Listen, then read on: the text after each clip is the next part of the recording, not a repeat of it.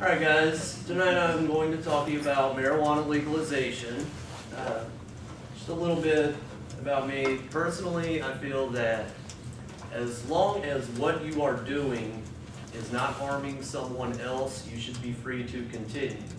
For that reason, I support the legalization of marijuana. Now, a little background. Marijuana was first made illegal with the Marijuana Tax Act of 1937. That's not a typo.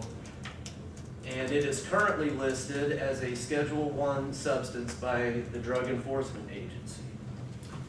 According to the DEA, substances in this schedule have no currently accepted medical use in the United States, a lack of accepted safety for use under medical supervision, and a high potential for abuse.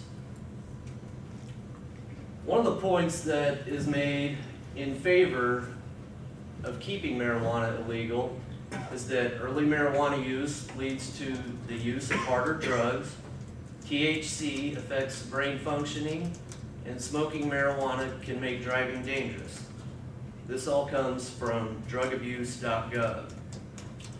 However, drugpolicy.org has stated that most marijuana users never use any other illicit drug. Marijuana has not been shown to cause long-term cognitive impairment, and there is no compelling evidence that marijuana contributes substantially to traffic accidents and fatalities.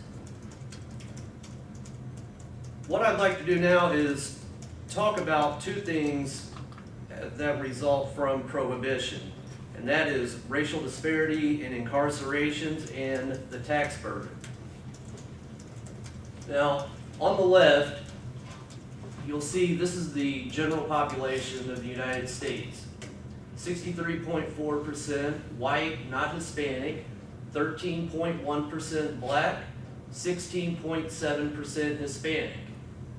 However, drug offenders in prison are broken down by the following. They're 30.4% white, 50.5% black, 17.1% Hispanic.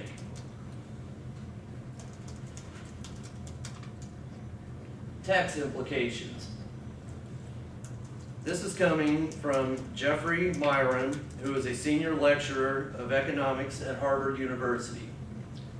If marijuana was to be legalized, taxed, and regulated, it would amount to approximately $14 billion annually in savings and tax revenue. That comes from saving taxpayers $7.7 billion by eliminating the prohibition, and then tax revenue of $2.4 billion annually if it were taxed like all other goods, and $6.2 billion annually if it were taxed at rates comparable to those on alcohol and tobacco. Medical marijuana. 19 states plus the District of Columbia currently allow marijuana for medicinal purposes. Now, according to the New York Times, Denver, which also has the highest number of marijuana dispensaries in the country, collected 3.4, okay, I fixed that on the thumb drive, sorry, $3.4 million in tax revenue in 2011. Voter opinion. On November 6th, voters in Washington and Colorado chose to legalize the possession of small amounts of marijuana by adults over 21. And just yesterday, Quinnipiac University released a poll stating that American voters are in favor of legalization 51% to 44%. I know a lot of you, well, some of you might be thinking, Gary, that's great, but I know marijuana users, I've seen marijuana users, marijuana makes you lazy, dumb, and unmotivated. Now, what I'm going to show you here isn't necessarily proof, but it does offer some evidence that it wasn't the marijuana that made them lazy, dumb, and unmotivated. See, marijuana users. Michael Phelps, 22 Olympic medals. Arnold Schwarzenegger.